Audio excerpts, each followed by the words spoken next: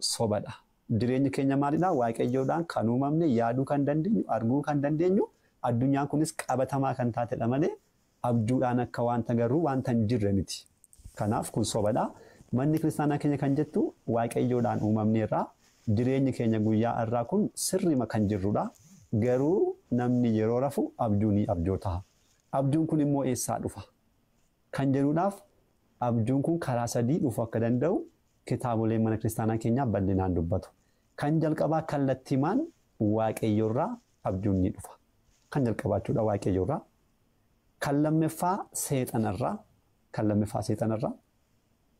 Kan sadaffaa immoo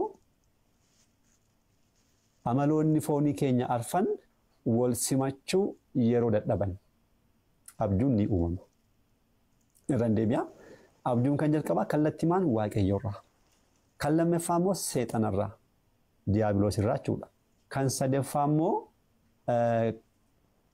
qaamonni amaloonni foonii keenya arfan wal simachuu yeroo dadhaban abjuun ni uumama. Innaa salphaadhumatti ilaala salphaadhumatti jecha persentiidhaan yoo keenye tarii namoonni persentii beektan ni jirtu. Namoonni beeknu jiraatan tarii jechuudha malee persentii hundumti keenya beekna. Persentii 100 keessaa abjuun sirrii kan taate meeqadha? Persentii 33. Persentiin 67 sobadha jechuudha. Wanta sirrii kan hin taaneedhaaf nuun amansiisuu kan hin dandeenye jechuudha.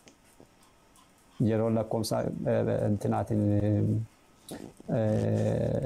desimaaliidhaan kanaan keenyarraa firaakshinaa keenyarraa lakkoofsa raashinaa gara keenya immoo tokko sadeeffaa. Tokko sadeeffaan abjuu kanaa sirrii kan ta'edha. Lama sadeeffaan isaa garuu soba kan ta'edha. Sirrii kan hin taane jechuudha. Waa tokko irratti sammuu keenyatti waa tokko jireenya kanatti waa tokko dhiibbaa geessuu kan hin dandeenye jechuudha. Kanadha. Kanaaf isaan kun akkamidha kan jedhu kan jalqabaa irratti mee ilaalame. Kan jalqabaa kallattiimaan waaqayyo irraa abjuu namatti mul'atu. Inni kun waaqayyo qulqulloota baay'eedhaaf qajeeltota baay'eedhaaf karaa ergamoota isaa kan inni dubbatudha. Dhageessan miti ergamoota isaa ergee fi abjuudhaan kan inni dubbachiisudha. Waaqayyo namoota yoo dubbachiisu kallattiimaan tokko mataa isaa ni dubbata. Lammaffaa ergamaa isaa kallattiimaan ergee ni dubbata. Sadaffaa immoo bifa abjuudhaaf mul'ataadhaan ni dubbata. Ni dubbata. Isaan kun hundumtuu kitaaba qulqulluu keessa jiru. Ergamoonni waaqayyo yeroo baay'ee takka mul'achuudhaan, takka fokkaachuudhaan, takka immoo abjuudhaan dhufu. Abjuudhaan kan isaan dhufanii fi namoonni kuni intinaan isaanii tarii amantiin isaanii waaqayyotti qabaniidhaaf dhimma isaanitti qaban guddaa yoo ta'e jechuudha. Abjuudhaan ergamoonni waaqayyo namatti dubbatu. Beeka. Beetlaan namoota amantii cimaa qabaniif abjuudhaan dubbatu ergamoonni waaqayyo. Namoota amantii isaanii xiqqoo gadi bu'aa taateef immoo ni mul'atu malee hin dubbatanii. Namoota kabajamoo dhimmichis dhimma kabajamaa dhimma baay'ee guddaa ta'e mul'achuudhaan dubbatu. Fakkeenyaaf dubroo Maariyaamitti ergamaan qulqulluun Gabri'eel abjuun hin dubbanne mul'achuudhaan hunda isaatti mee jalqaba dubroo Maariyaam kabajamtuu isaa ol waan taateedhaaf. Lammaffaa immoo dhimmichi dhimma addunyaa itti fayyu waan ta'eef dhimma baay'ee guddaadha. Kanaaf mul'ateera malee abjuun hin dhufu. Zakkaariyaas immoo ilaalaa achuma.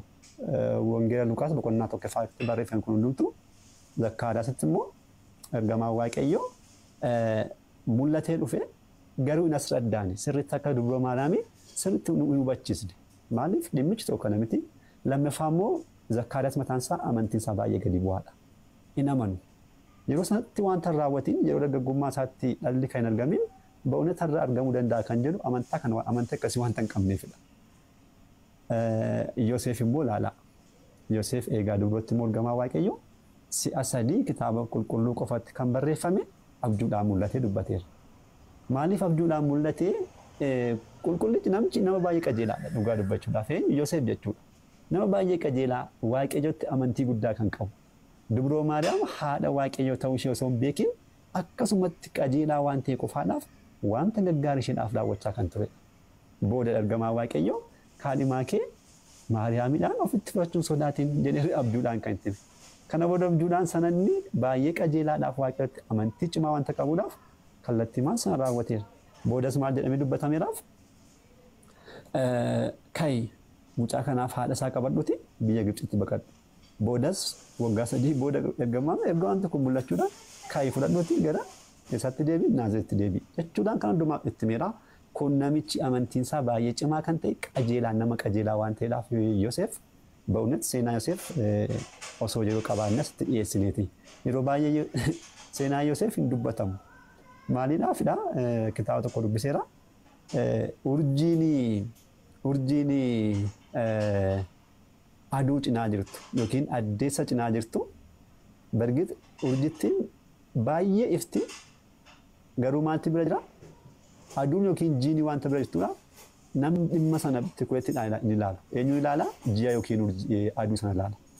Kan Yoosef illee akkuma kanaati. Isa bira yoo jira aduu kan ta'e Kiristoos hin jira. Addeessa kan taate dubroon ni jirti inni urjii ta'e. Innaa waa'een isaa dubbatamuu didee malee kabajni isaa baay'ee guddaa kan ta'e inni Daawit kan akka Daawit ciisee agarre jechuudhaan mul'ataan waggaa 1000 duratti kan arge kanaaf dhugaa ba'uu kan danda'udha. Yoosef qofaadha. Yoosef akkasitti Kiristoosiin argee taa'ee ilaale malee akka Daawit fa'a akka Isaayyaas, Ermiyaas, Daani'el fagootti nagarre. Kiristoosiin mucaa koo jedhee kan guddisedha. Kiristoosis abbaa koo jedhee hojii gargaaraa kan ture Yoosefiinidha.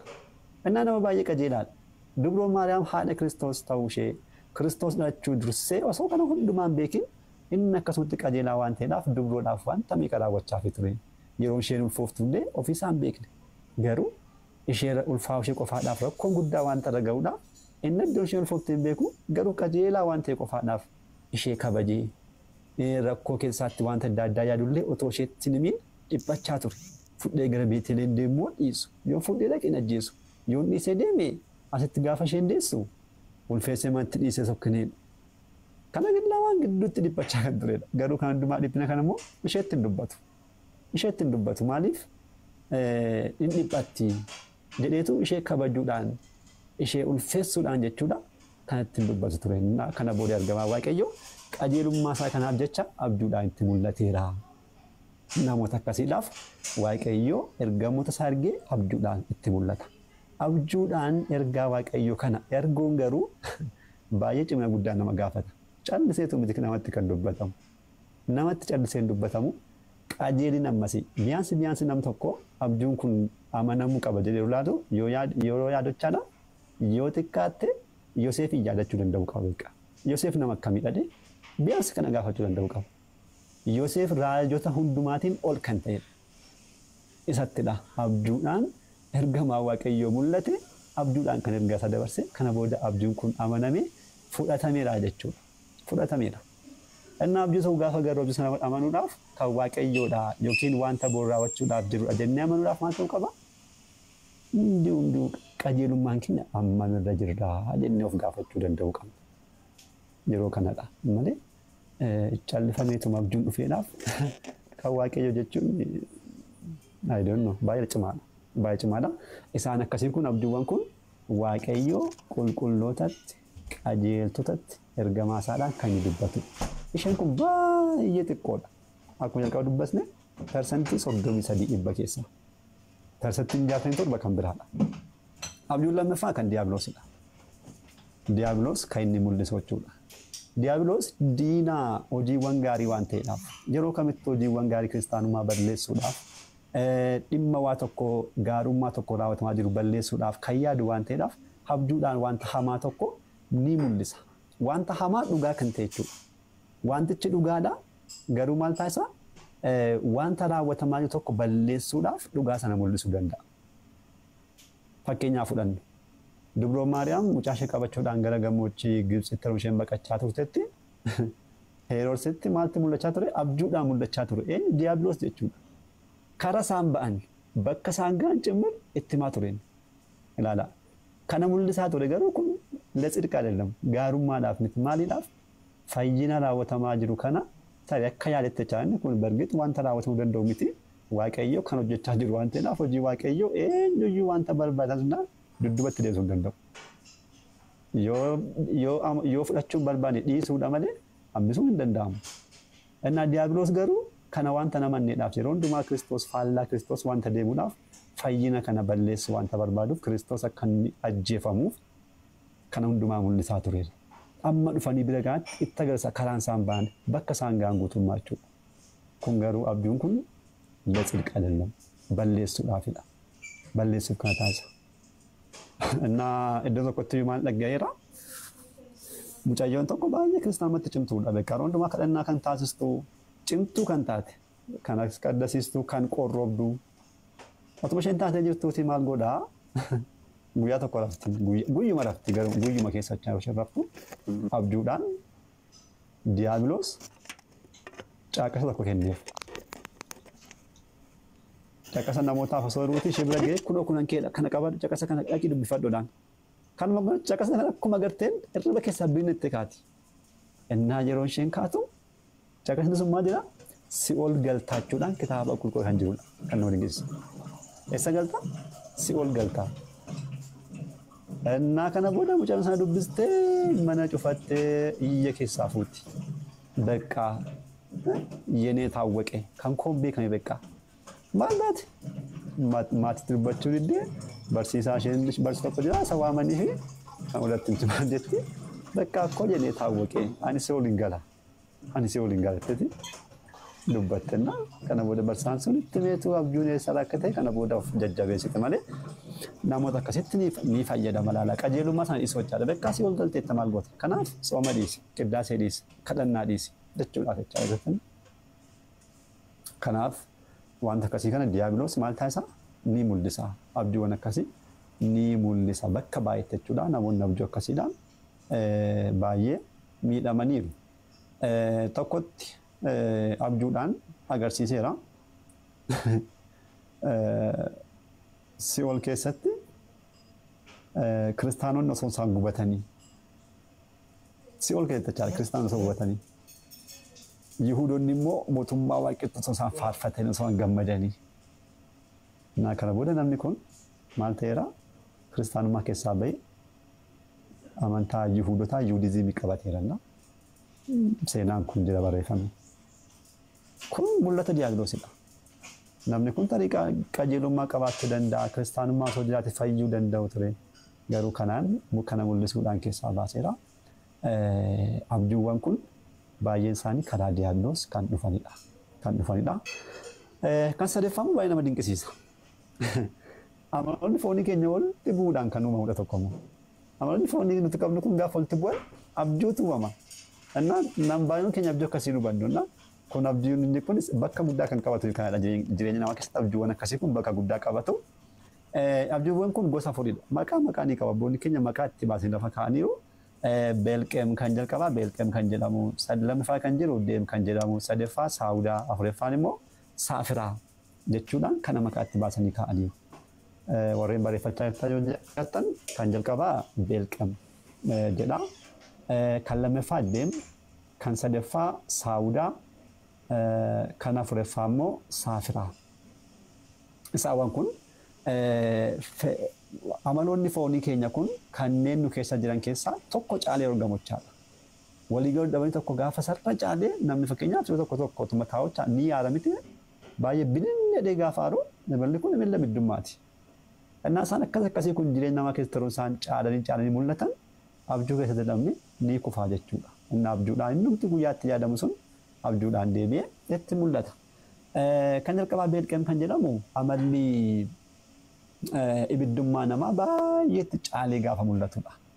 Inni kun tarii intanatti kan qabanne namni tokko jireenya keessa yoo darbu maal ta'a amaloota kan arfan keessa darba. Fakkeenyaaf daa'imummaan jira, dargaggummaan jira, ga'eessummaan jira, kan jalqabaamu kan xumuramu dullumni jira. Isaan kun arfan isaanii amaloonni foonii tartiibaan kan keessatti mul'atanidha. Fakkeenyaaf yeroo ijoollummaa amala qilleensummaa ni mul'ata. Dargaggummaa irratti amalli biddummaa ni mul'ata. Isaan kun akkuma jettaniitu asitti kan kaasaa jiru maalidha? Jireenya namaa keessatti amaloonni kun ni mul'atudha beekaa. Tanaa amma dargaggummaa keessatti takka amalli qilleensaa mul'achuu danda'a caalee jechuudha. Takka amalli biddummaa caalee mul'achuu danda'a. Taroo tokko tokkotti wal caala. Garuu guutummaatti nuti yeroo ammaa kan jirru maala amala yaa baay'ooliin keenya dargaggoota waan ta'aniif amaluma ibiddummaa keessa jirra. Waa tokko gaafa dubbatamu utaallee kaana miti akkamitti abalu akkas jedha jechuudhaan kaanannaa inni kun amala ibiddummaadha. Asitti garuu kan kaasaa kan jiru isa kana jechuu keenya miti. Daa'imummaatti kana qofa agarraa, ga'eessummaatti kana, dargagummaatti kana jechuu keenya osoo hin taane yeruma jireenya keenya keessatti namni tokko dargaggeessa ta'ee baay'ee qabbanaa jira. Baay'ee qabbanaa jechuudha. Inni kun bergit amalli isaa amaluma ibiddummaa keessa jiraate garuu amaloonni akkasii kun amalli bishaanii sitti mul'atu, amalli lafaa sitti mul'atuna isa akkasiidha.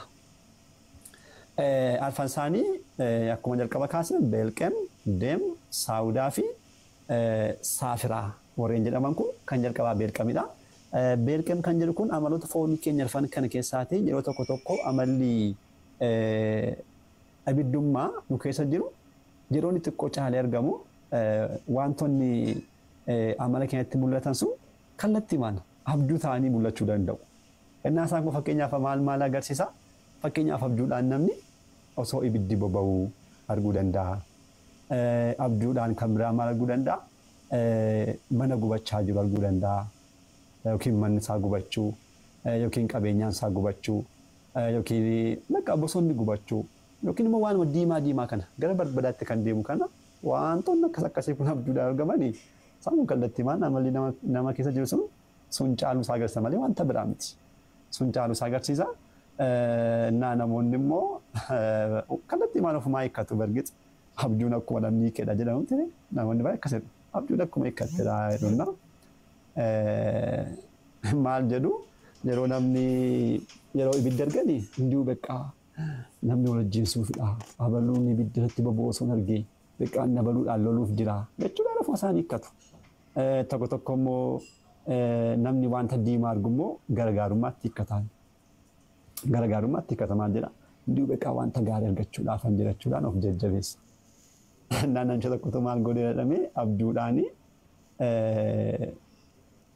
siree wanta taa'umsa miila afur qaburra wabbarii guddaarra taa'eetu namoonni immoo jala dhaabbatanii isaanii dichanii abjuu argan. Innaa kana booda abjuu kana qabatee maal jedhaa hunduu beekaa mootii ta'uuf kan jira. Taa'umsi kun taa'umsa mootiidha. Wabbariin kun aangoodha. Taa'umsi kun aangoodha. Namoonni sun immoo namoota naaf bitamanidha jedheetu kanatti hiikkatee fidee namoota toleessan. Innaa abjuun akkuma hiikane kan jedhe kanaafidha. Namoonni maal jedhu wayyoo akkas bita obboleessa keenya taa'umsi miila afur qabu suni sireedha. Achila kan teessati reenfakeedha. Namoonni jalaatiin ilchani siif boo'aa jiru awwaalamuufidha jedhaniitu du'a kedhanitti maninna. Lakki akkas miti ani koo dafee mana achirraa bu'ee jechuudhaan immoo deebisee haala kanaatti jijjiiree jedhamanna. Dafeen irraa bu'ee jalqaba garuu kaasaa kaawwatee yaa mootiin ta'a jedheera. Amma garuu gaafa namoonni jallisan immoo lakki ani hin turre dafeen achirraa bu'ee jedhamanna. Akkuma namoonni kan amaleetu kun amaloota akkasiidha. Amalli ibiddummaa gaafa cimu kana wanta gara didiimaa kanaaf gara ibiddaa kana ni mul'ata. Abjuudhaan namni waan akkasii kana ni argaa jechuudhaan abboonni keenya kaa'aniiru. Beekaa kan tokko immoo deem kan jedhamu gara lafaatti kan deemu jechuudha. Deem jedhaniiru. Inni kun immoo wanta akkasii dhiiga agarsiisudha. Gara dhiigaa kan agarsiisaadha. Wanta dhiiga kan namatti agarsiisu. Namni osoo du'uu kan agarsiisu.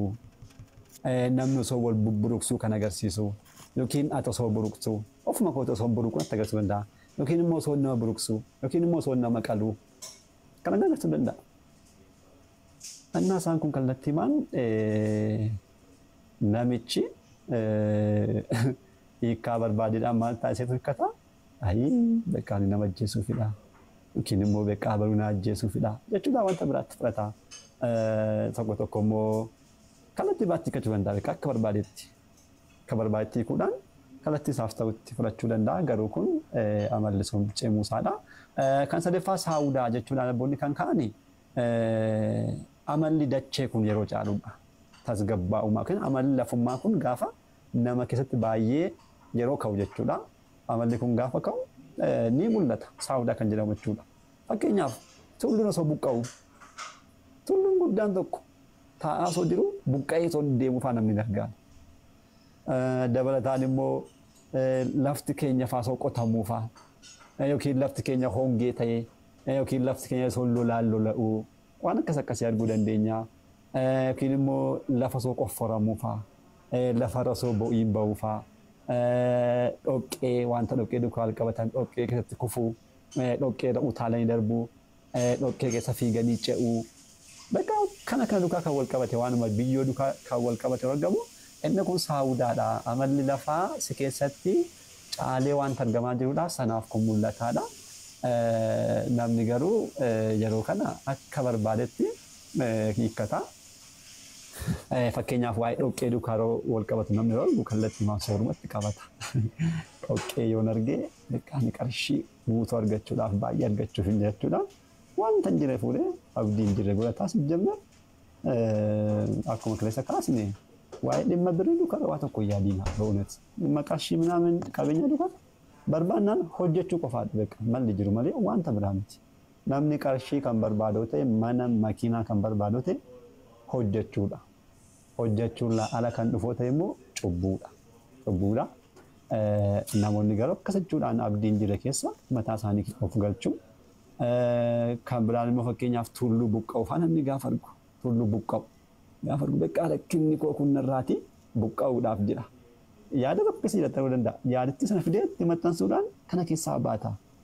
Kun sirraa ba'uudhaaf jiraadha.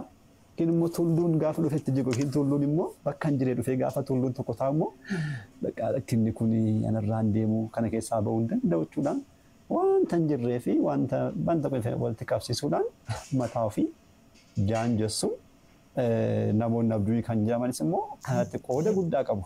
Beekaa xiqqoo mashii yaaduma tokko waa tokko walitti fidu. Abjuu koodhaan tulluu tokkotu dhufee fuuldura koo taa'ee jedhuun itti matu. Kana booda maal jedha rakkina qabda yaaddoo qabda maal keessa jirta. Anoon qabullee garuu kun ni jira. Beekaa innis jalaa ka'uu diduu fidha sirriitti kadhadhu jechuudhaan kufu tola jechuudhaan fudhateedha.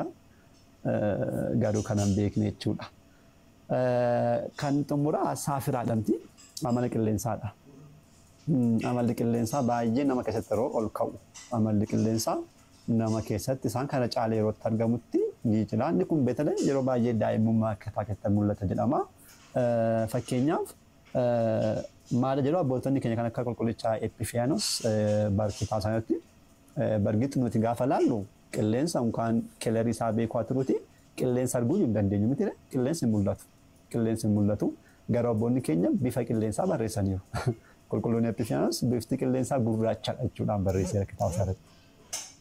Abbootonni barreessan gaafa jennu indiu akkuma namni taa'ee waa tokko barreessan miti. Isaan wanta baay'ee keessa darbanii kan isaan kana barreessanii na kitaabni isaanii mana qulqullummaa keessatti fudhatama qaba. Kana jedhanii abjuudhaan wantoonni akkasii kun fakkeenyaaf gurraacha arguu nama uffata gurraacha uffatee jiru yookiin wanta gurraacha dukkanaa kan ta'e tokko arguu isaan akkasii kun gaafa isaan mul'atan amala qilleensaa keessa jedhamu. Balalii kochoo baasuudhaan yookiin immoo haala beekamneen waa tokko biyya tokkotti badu fiiguudhaan jechuudha. Hundi waan fiigaan bulee warreen jedhan jecha bakka adda addaatti ka'ee bakka irraa seenaan ture. Tokko immoo wanti hin beekamne tokko dhufee fuudhuudhaan bakka tokko bakka biraatti balleessu fuudhee bakka jijjiiru maal gochuu namoonni kana ni argu abjuuwwan akkasii kana ni argu. Kana booda hiikkaa mataa isaanii kennatu yookiin immoo akkuma jalqaba kaase namootuma ganda keessaa abjuu hiikuu beeku jedhaman kitaabnis hin jiraatu banagraachilaa kitaaba abjuu hiikuu kan jedhu namoonni baay'ee barreessaniiru. Kun wallaalummaa guddaadha yookiin kallattii aadaadhaaf barsiifataan fidanii walitti aggaaxamuuf malee hin jiru kun. Wanta akkasidha hin jiru. Garuu kitaaba akkasii namoonni qabatan hin jiru abjuu kanis ni jiru. Namoonni kun kochoodhaan balali'aan bulee beekaa ani bakka kanaa bakka biraatti jijjiiramuuf hin jira hojiidhaan yookiin yoo baadiyyaa ta'e gara magaalaatti galuudhaaf hin jira. Biyya tokko ta'e wanta abdii qabu tokko yoo jiraate yoo wanta abdii godhachaa jiru tokko bakka biraa deemuudhaaf yaadaa yoo ta'e abjuu kana yoo arge beekaan bakka sana galuudhaaf hin jira jechuudhaan gasaan ta'u. Dukkana yoo argan immoo rakkinni qunnamuudhaafidha beekaa rakkoo keessa galuuf hin jira jechuudhaan namni yeroo baay'ee yaadasaatti gara. Kun garuu kana miti amalli si keessa jiru sanatu caalee jiraaf kun mul'achuu danda'aadha. Manni kiristaanaa kan isheen jettu abboonni keenya kan isaan kaa'an kanadha. Malee wanti tokko hin jiru. Mana kiristaanaa keessatti predestination kan jedhamu hin jiru bakka hin qabu. Waa tokko akka barbaadame haa ta'uun akka barbaadameen dursee beekamu hin danda'u. Raajiirraa kan hafe jechuudha. Raajiirraa kan hafe gara mul'ataatti ni dhufna. Isarraatiin kan hafe dhimmi tokko durfamee wanti murtaa'eedhaaf wanti beekamu jireenya namaa keessa hin jiru. Carraa guyyaa 40 kan jedhu ta'e dhageessan ta'uu danda'a. Carraa guyyaa 40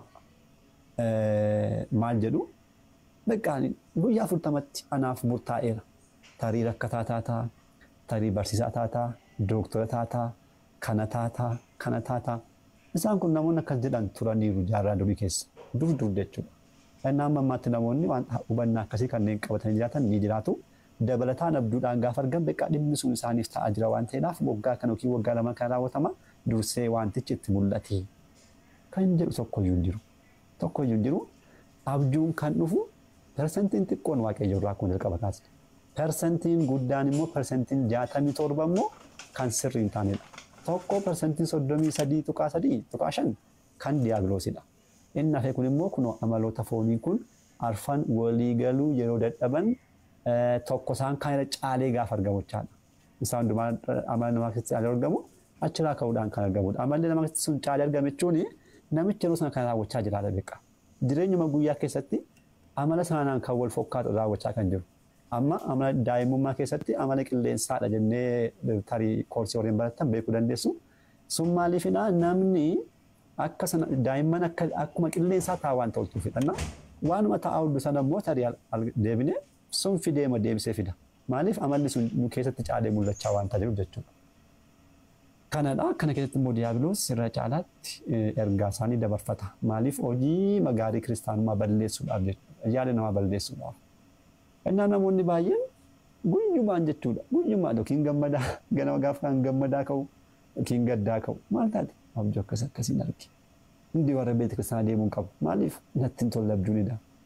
Ba'uunatti namoota baay'ee argina nama akkas jedhan. Beetalee harmoolii fi abbootii. Dargaggoonnis ni jiraata. Tarii nama kitaaba qulqulluu dubbisoo ta'e yeroo hundumaa nama kitaaba qulqulluu dubbisu ofitti amanaadha. Uunati ofitti amanaa amma mul'ata gaafa kaasnutti deebinee goolabnaan maal gochuu qabnu nuti maal gochuu qabnu chaadha. Namni kitaaba qulqulluu dubbisu ofitti amanaadha. Gaabbiin galaa hin jiraata beekaan lekke maana kana jala kan barbaachisu. Sejjemmer kiristaana ta'uun kan barbaachisu qarshiidhaafis miti manaaf duukaan argadhata. Namni kitaaba qulqulluu dubbisu onkaan qarshii argachuudhaaf yaaduu karaa salphaa haa turuuti qarshiin osuma karaa qaxxaamuraa osoo dhuftee jiru hin fudhatu namni ba'uunati. Namoonni baay'een garuu beekaa yaadni garuma qabeenyaa waan taateedhaaf qabeenyaan koo gubachuufidha baduufidha yookiin immoo qabeenya argachuufidha jechuudhaan abdii hin jirre keessa jiraatu yookiin immoo sodaan jirre keessa jiraachuu danda'u. Innaa diiyaabiloos guyyumaan waan taana namoota baay'eedhaaf dhalaa bulaa halkan itti bunnisuu danda'a. Kana booda kan ta'uu danda'a. Akkasan ta'a. Akkuma mucayyoo jalqabaachuu. Beekaa kan koo beekameera. Eessan galaa si waliin galatte akkuma isheen jedhan murte ilaala. Namitti mucayyoon kun amma ta'u barsaa hin argane ta'etu maal taati? Sanumaan sammuu ishee mataa ishee amansiiste abjuun kan mul'atu dhugaa boordiidha jetteeti maal taasti? Qarannaa ishee adda kutti. Qiddaasa adda kutti. Hunduma adda kutti jechuudha. Kun immoo diiyaabiloos kan barbaadudha. Innaa jireenya namaa keessatti wantoota akkasii kana diiyaabiloos baay'ee dabarsa. Maaliif kana dabarsa? Hawwiidhaaf barbaada namni isa kanaa maal akka inni barbaadu waanta beekuufidha. Beekaa namni isa kana abjuu margee buluun ka'ee tadassatu gammadu yookiin immoo abjuu margee buluu kanaadhaan sadarkaa jiru irraatti gadi bu'u. Kanatti waanta amanuudhaaf kallattii kanaadhaan fayyadama namni taasisa malee kun abjuuwwan baay'een beektalee kanneen akkasii kun amaloota foonii kaaraatti kan isaan dhufan waan ta'eedhaaf kana sirriitti haa hubannu inni guddaan abboonni keenyas kana kan nuuf kaa'anidha. Kanarraa kan hafe saayinsiin mataansaa abjuun kana jedhee sababa kanaa jedhee lafa hin kaa'u. Predestination kan jedhamu dursamee wanti beekamu waa tokko hin jiru. Jireenya namaa keessatti jechaadha. Hin beekamu osoo beekames kun rakkoo guddaadha. Waaqayyoos kana hin taasisne. Jireenya guutummaa keenya jalqaban asii ka'ee erga dhaladhee booda amma duutti maal akka ta'u waaqayyo guutummaa isaa beeka. Kana garuu eenyuuf hin ibsine hin ibsus yoo ibse matuma keenyaati tarii of miidhaa nuuf qaba malee gaarummaa nuuf hin qabaatu. Ani fedhii bilisaa koo guutummaa waan tan qabudha sanatti fayyadamuudhaan waaqayyoon gammachiisuu nan danda'a dhiisuu nan danda'a malee dursee wanti tola akkasumatti ati kana taate jedhee naaf kennan hin jiru. Carraa kan jedhamus kanaan wal qabsiisnee yookaan carraa kan jedhamu mataansa ba'uunatti yeellam. Yeellam carraa guyyaa 40 kan jedhamu tarii namni guyyaa 40tti barumsa mana kiristaanaa kan kaasu dabalataan saayinsiin mataansaa kan itti amanu guyyaan 40 jechuun zaayigootii jechuun fertilaayizeeshinii kan sanyii dhiiraadhaaf hanqaaquu armeerraa walitti argamu sun erga wal tuqee booda fertilaayizeeshinii raawwata sana booda zaayigootii jedhama. Zaayigootiin sun guyyoota 40 gidduutti bifa namaa kana qabaata. Ija lama, gurra lama, funyaan, afaan kana qabatee bifa namaa qabatee kan jiru maalidha? Nama kan isheetti taatudha. Bifa nama kan isheetti qabattu guyyaa 40tti malee nam tokkodhaaf guyyaa 40tti carraan saasaaf murtaa'a namni kun abalu ta'a jechuun carraa guyyaa 40 namni qabu tokko hin jiru. Guyyaa 40tti nama taana namummaan keenya kun immoo tarii yoo hojjenne ittiin jijjiiramuu kan dandeenyu yoo dhiisne immoo ittiin kufuu kan dandeenyu yoo barannee qo'annee bataa cimaa taane bakka barbaanne ga'uu dandeenyu yoo hojjenne cimnee yoo hojjenne kan mataa keenyaa miti nama barbaade jijjiiruu dandeenya. Lakkii inni harka marannoo teenya immoo rakkina mataa keenyaa keessa galla kun kanuma jirudha. Kanarraa kan darbe waa tokkodhaaf waaqayyos dursee kan murteessee hin qabu kanas hin taasisu waaqayyo dhimmi namaas dursee kan beekamu tokkoyyuu hin jiru. Abduunis isaan kanadha. Kana keessatti abjuuwwan baay'ee garuu diiyaabiloos ni fida. Diiyaabiloos ni fida. Maaliif fida? Inni yeroo kamuu taanaan jireenya namaa balleessuudha beeka. Jireenya namaa bakka sadarkaa namni jirurraatti gadi buusu waan ta'eef abjuudhaan si'ool argisiisuu danda'a. Abjuudhaan bakka waa tokko kan nuti abdannee deemaa sana akka jalaa fashalaa mul'isuu danda'a. Bakka yaada keenyas wanta beekuudhaaf yaada keenya mataa isaa hawwii dagaagsaa kanaachuun mechaan beekamu bakka qabeenyaaf gaa'eladha. Kana wanta beekuudhaaf mul'isuu danda'a. Yoo nuti guyyaa shamarree tokko argachuu kan barbaadnu ta'e ishuma qullaa ishee fidee agarsiisuu danda'a. Ishuma jechuudha. Kana kan gurguramu shamarreetti fida miti. Agaaninti mataa isaatti ofuma isaa qullaa ta'eeti mucayyoo mul'achuu danda'a. Shamarran nama barbaadan yoo qabaatan namicha fidee mul'isuu danda'a. Kana booda maaltu ta'a? Namni halkan sanatti cubbuu raawwata osoo hin beekin jechuudha. Osoo hin beekin warreen dhiiraa sanyii dhiiraa sana dhangalaasuu danda'u. Warreen shamarranii hawwiin jira keessa gahuu danda'u, jaallachuu danda'u, waan isaatti gammaduu danda'u. Wanta akkasitti namni gaafa gammadu kun cubbuu guddaadha. Biyaansi kana yoo ofirraa dhorkuu dadhaban illee mormuun barbaachisaadha. Garuu hawwii keenya ilaaluudhaan kanneen akkasii kun kanneen amma kaasnirraati kallattii biraadhaan kanneen dhufan guutummaan kan diiyaabiloos jalatti hoogganamu waaqayyo irraa kan dhufachuudhaaf baay'ee cimaa ta'u nama gaafata beeka. Abjuu tokko amanuudhaaf guutummaatti maal nama gaafata? Cimina guddaa, qulqullummaa guddaa nama gaafata. Haala kamiitiin ilaallu kan jedhu ergaa mul'ata kan jettu erga kaasnee booda walitti qabna. Lammaan nu gidduutti argamaa dhufee seeneeraa baga nagaan dhuftee barsaa lamma yaa waa'ee abjuu na bira kan jiran qabxiiwwan kaaseera. Atis kanneen itti dabaltutti dabaliitu gara mul'ataatti deebinaa jechuudha. Gaafii barbaadan tarii wanta kaasaa jirrutti beelgit ani koomentii dubbisaan turre amma lammaan yeroo qabatu taayin dubbisaa gaafiiwwan jiran babarreessaa. Kan amma dubbanne tarii kan siniif hin galle yookiin barreeffachaa jirtan bakka itti fiigdeetta kan jettan jiraatanis natti hima lammaatti dhufe. Nagaa abbaa kan inni hafuura qulqulluu waaqa tokkoomiin barsiisaa Yaaqoon Mootummaa